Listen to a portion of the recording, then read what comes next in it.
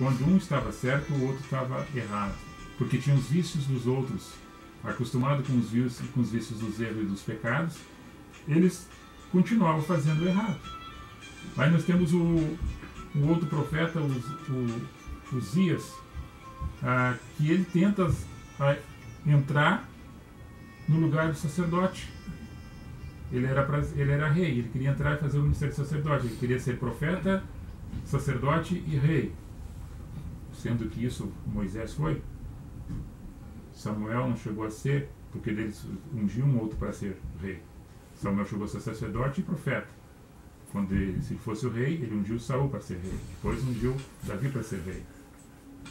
Esses ministérios. Ele quis ser e fez tudo errado, fez uma bagunça. Aí nós temos outro rei na época dele, que é o Acaz. Acaz, ele é adorador de Baal. Segundo Baal, que era um deus Asterote, eles eram um montouro de pedra, faziam imagem de escultura e adoravam esse Baal, que era o deus dos filisteus, dos povos ímpios, que era o deus da fertilidade.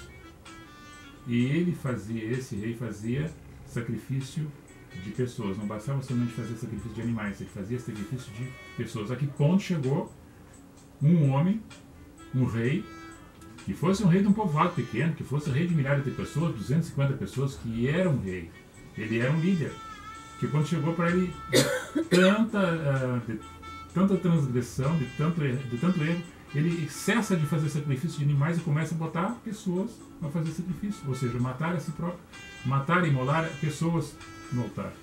Esse rei, na época do profeta Isaías. Aí nós temos o rei Ezequias, que segundo os escritos, narra que foi um dos poucos que teve o coração inclinado para Deus. E quando ele adoece, o profeta Isaías entra no palácio, onde ele estava deitado na cama, para a parede, e o profeta Isaías, e Deus diz para o profeta, isso está relatado no Isaías 38, e também tem escrito no 2 Reis capítulo 20, a mesma passagem.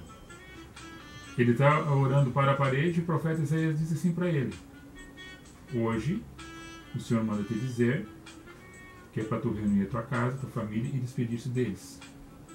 O Senhor hoje vai tomar a tua vida. E aí ele chora.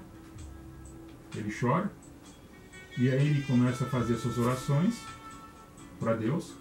O profeta está saindo no pátio do palácio e vem a voz do Senhor de novo para o profeta. Volta lá e diz que eu ouvi a oração dele e eu vou acrescentar mais 15 anos de vida para ele.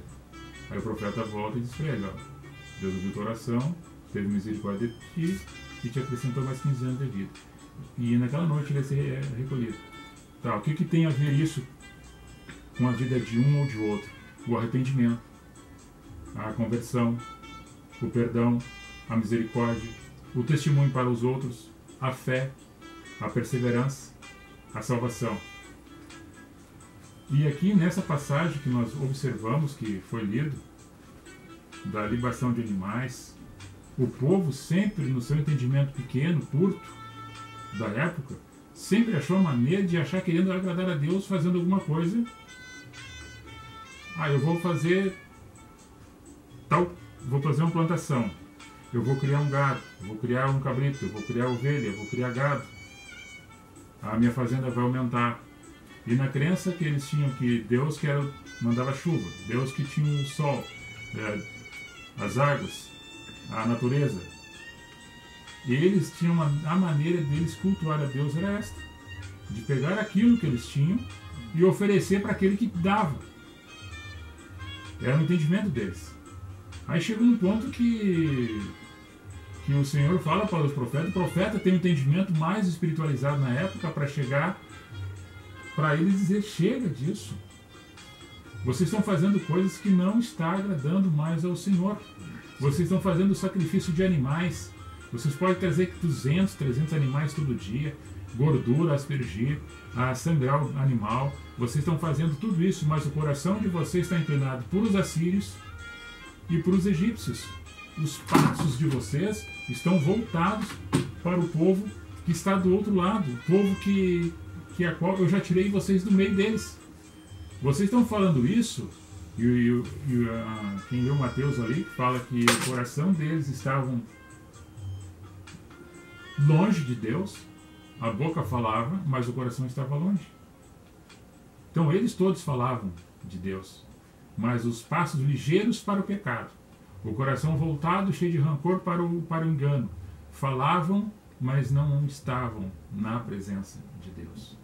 Não queriam fazer a vontade do Senhor. Quando nós temos Abraão, que ouve que deveria oferecer o seu único filho Isaque em sacrifício a Deus, e quando está levando o filho dele já é um rapazinho, o filho dele está compreendendo as coisas, quando está levando para fazer o motor de pedra, e o guri olha assim, tá pai, tem a pedra, temos o fogo, mas cadê o cordeiro? Daí o pai amarra o filho, bota em cima da pedra e pega o para imolar, e o Senhor diz, não faça mal ao teu filho. Daí olha para o lado, está o cordeiro amarrado.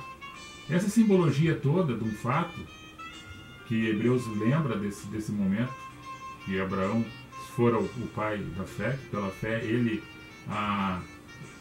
cumpriria o mandato de oferecer o seu próprio filho, sabendo que aquele que tiraria a vida, daria a vida, ou seja, mataria, mas daria a vida, traria de volta a vida dele.